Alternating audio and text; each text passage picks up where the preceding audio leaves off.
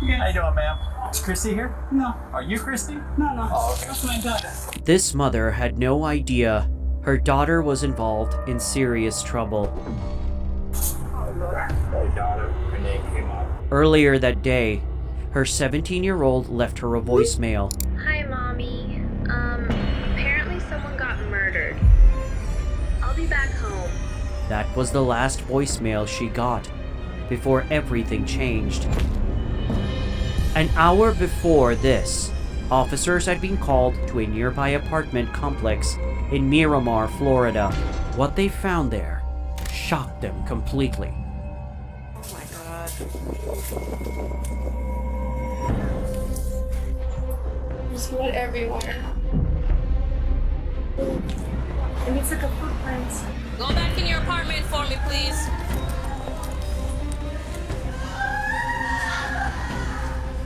They had no suspects, no clues, until a woman walked into the police station. What she handed over led them to the killers. This is Officer Espiritu Santo in Miramar PD? Yes. What's going on?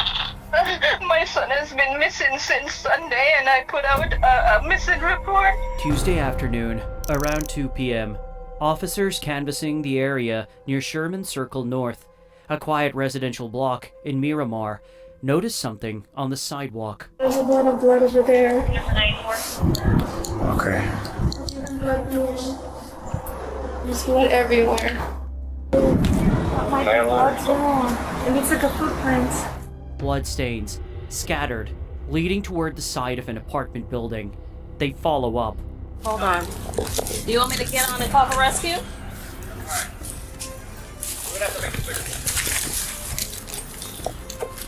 Hey, Oh my God. Can you guys go back inside for me? Thank you. Hidden in the bushes, Dwight DJ Grant, 18 years old. He had been there the entire time, while his mother was calling, while his friends were searching, while his teachers were wondering where he'd gone. He was right there. Medical examiners documented 2 fatal wounds, one to the chest, one to the neck. A weapon was recovered nearby, also hidden in the bushes. Just give us a few minutes and we'll come in and talk to you. Just go back inside.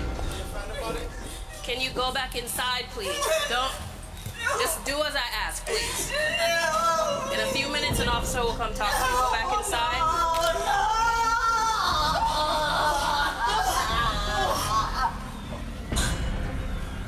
Can you just, please, take her inside? And that's when the screaming started. DJ's family had to be physically stopped from reaching the scene. Officers kept them back, not out of cruelty, but because this was now a murder investigation. Every inch of ground around that building was evidence. Go back in your apartment for me, please.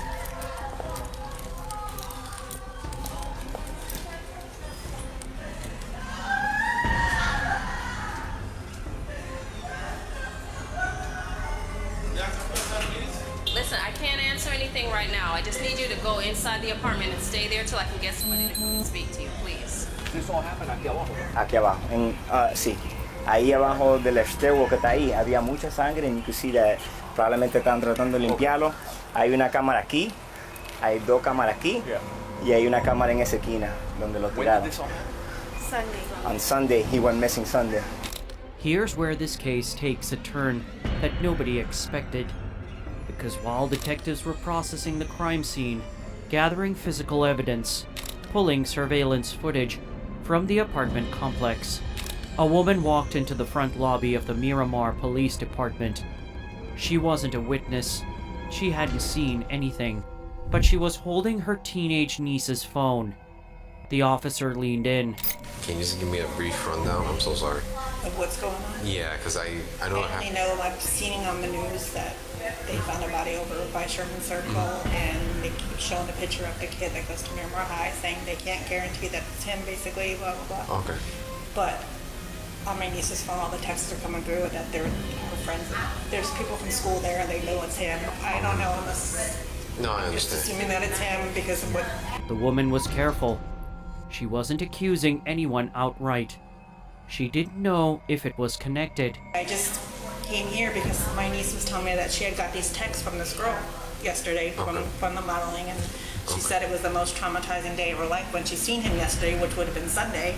Yeah. So in my mind, one and one, I'm not saying she did anything, but I'm not saying I can't come here and not show you either because she keeps saying tells everybody in the how many people she's killed and she's in a gang. What she, I mean, and it could be just to be, cool or to be tough. But you never know. It's like, you and don't the same know. thing, I don't want the text messages here. I don't want them to just- show my nieces. I don't want her. Like I don't want her her to name. associate Right. with, okay. But something in those messages didn't sit right with her.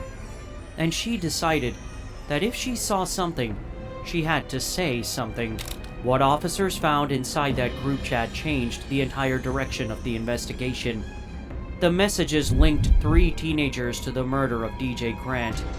3 names: 17-year-old Andre Dexter Clements, 17-year-old Christy Parisian, 16-year-old Jaslyn Smith, all of them classmates, all of them at Miramar High School, all of them connected to DJ in a way that detectives were about to untangle. They didn't wait another second. Miramar Police Department. Miramar Police Department. How you doing, ma'am? Is Christy here? No. Are you Christy? No. Oh, okay. That's my daughter. Christy was the first name on the list. No, I'm saying, is anybody else in the house? No. Okay. You mind talking to us outside for a minute? So, right now there's an investigation, and I guess it's your daughter? Yeah, that's my Your daughter. daughter, her name came up. So, what we're gonna have to do is we're gonna have to keep you out of the house for now. Me? Yes. Nothing has to do with you personally, but we have to keep everybody out of the apartment. So if there's anybody else in there that's in there, No, the sister, she's at work right now. but nobody else is inside. No, only When 12 you of us. got shoes on, okay. There's nobody else inside right now? No. Okay. So we have detectives that are going to get a search warrant. Okay. So right now, we're just going to make sure nobody's inside, and then we're going to close the door. And then we're going to wait for the warrant to get here. And When then I can come back. When I come back, no. as soon as you're done, search warrant is. Today, no. They couldn't let her mother inside. A search warrant was already being obtained. Can I take my phone to call my sister? Is okay? Take my phone? My phone is right there. Can I call her? Because I'm working on her to Well, go. right now at this point, we already gave you, notice that nobody can go back inside. Can you take my phone for me? Please, it's right there. By the keys right there. You see my phone right there? We really got to follow protocol on this one. Oh my God. Christy's mother waited outside, visibly shaken, and then mentioned something that made officers stop. Earlier that day, she said, Christy had left her a voicemail about the murder. Hi, Mommy. Apparently someone got murdered. They're taking me to the police station to make an official statement. I'll be back home, and I won't have my phone, because they took my phone. So, okay. That voicemail confirmed what the group chat had already suggested. The second name on the list was Jaslyn Smith. She was 16 years old. Officers found her that same night, close to 11 p.m., outside the family's apartment complex. Her mother was right there with her. Jaslyn, did you hurt this person? I didn't. Because I didn't hit him or anything. I was just going to push him and make sure he stayed on the phone. I'm sorry, I didn't hear it. I was just going to push him and make sure he stayed on the phone. Which is what we figured after seeing that, you're a good kid. So I need honesty from you, okay? I've been 100% honest with you. I know. 100%. I know, but I need to know, does this implicate my child in this action of what happened? I don't know exactly what happened.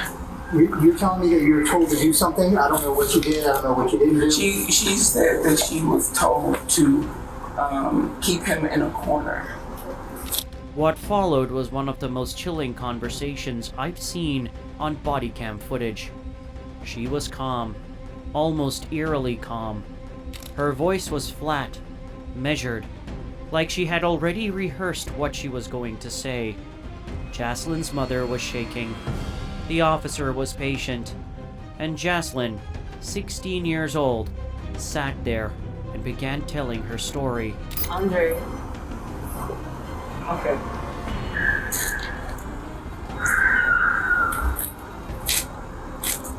Andre told me that somebody had pissed him off, that somebody was messing with somebody else's girl or something. It had to do with some type of chick. And that he was upset and that he needed some backup for his fight. He told me it was just a fight. And here's the motive, laid out in one sentence. Andre Clements had found out that DJ Grant had hooked up with his ex-girlfriend. That's it. That's the whole reason. Jealousy from a 17-year-old boy who couldn't let go. Good morning, Miramar. Dante Felix here, and I'll be introducing you to the very wonders of Miramar High.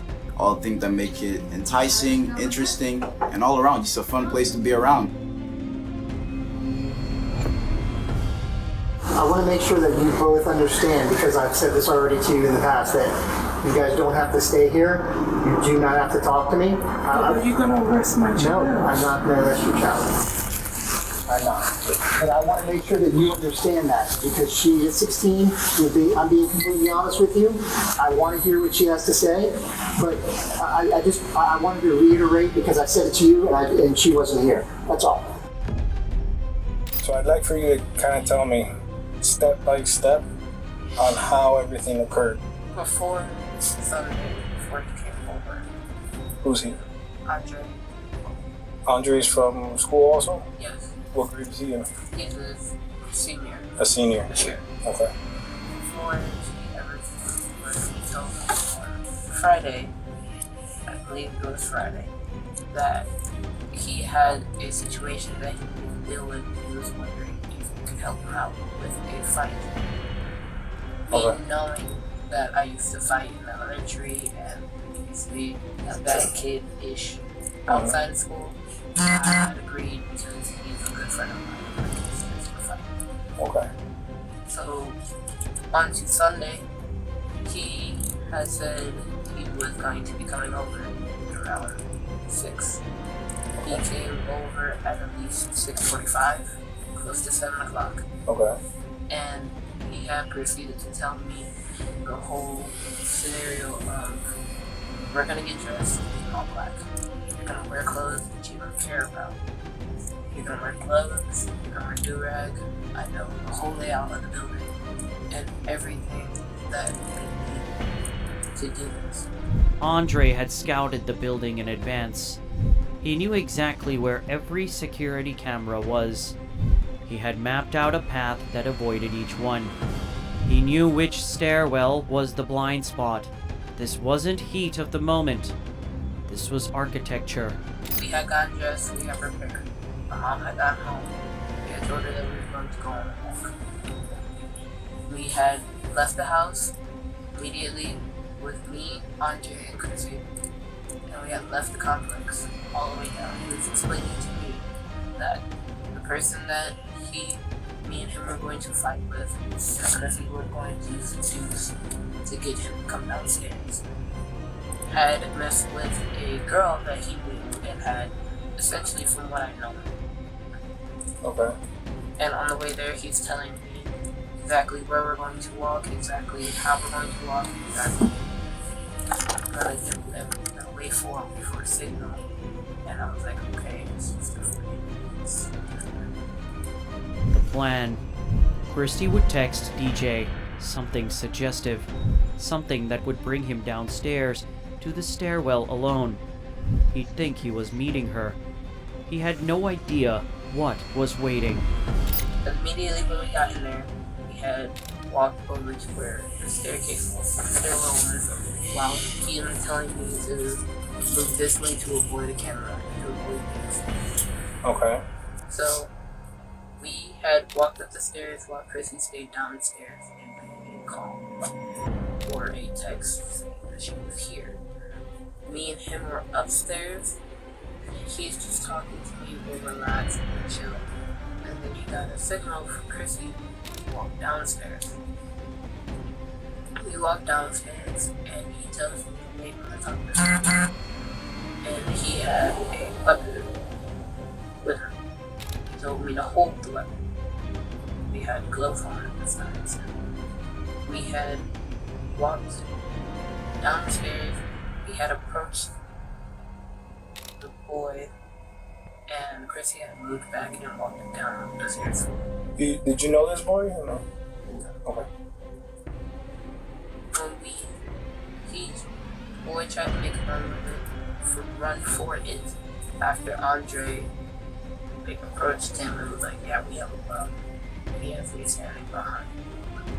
So he tells me, Chrissy looked at me and he made a run for it, and I'm like, okay, weapons just for intimidation, I'll put this down. I ran and I helped Andre to tackle him and put him onto the ground. At this point in the interview, something shifts. Jaslyn is still presenting herself as someone who was just there, just following orders. Andre asked for the weapon after explaining to him that he was going to kill me. But he had asked for the weapon and I just handed it to him. She handed it to him. She already had it. She was already holding it.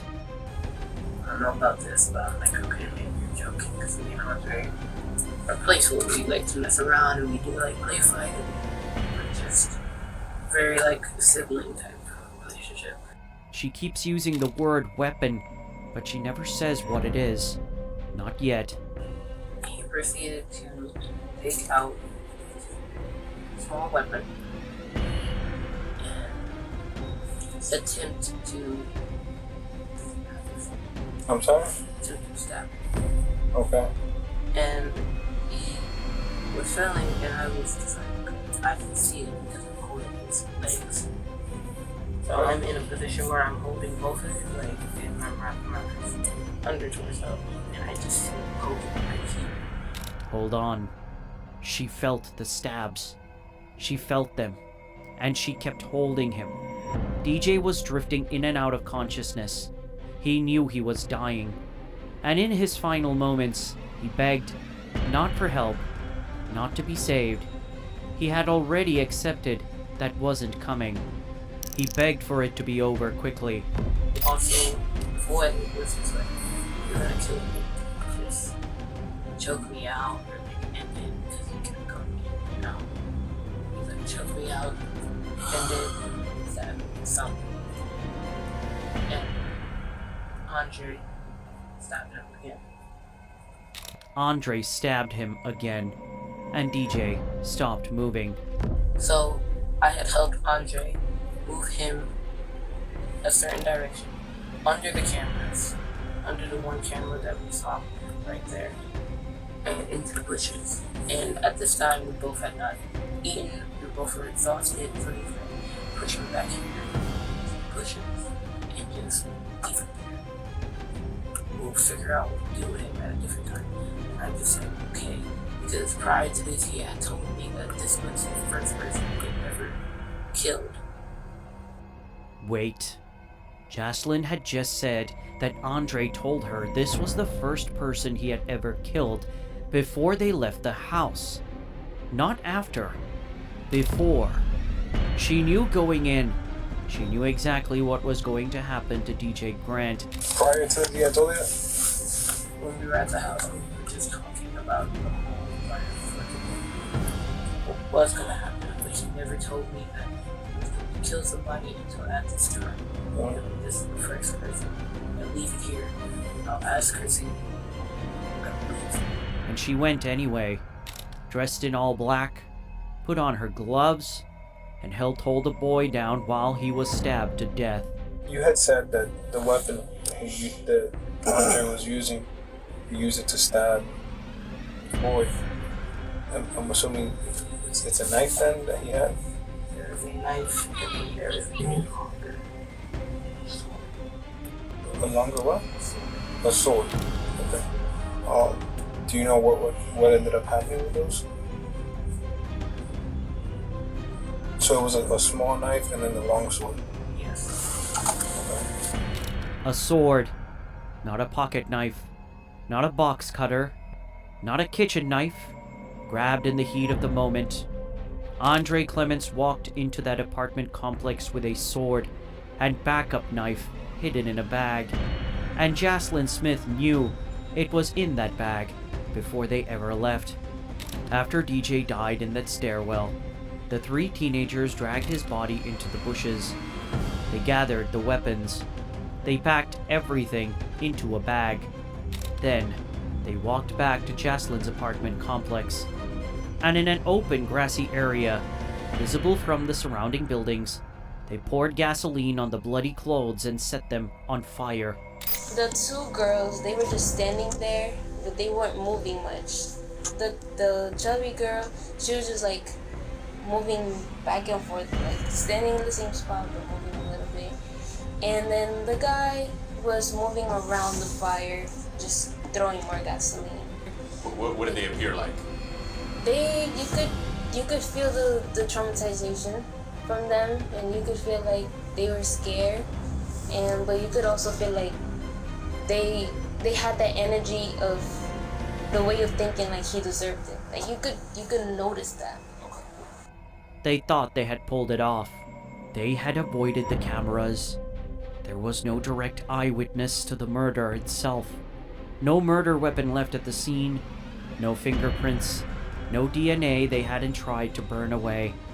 If the group chat hadn't surfaced, if that woman hadn't walked into the police station with her niece's phone, these three teenagers might be sitting in a classroom right now. Christy Parisian, Jaslyn Smith, Andre Clements, each one of them charged as adults, each of them facing the full weight of what they had done. Christy Parisian and Jaslyn Smith, charged with second-degree murder, conspiracy, and tampering with evidence.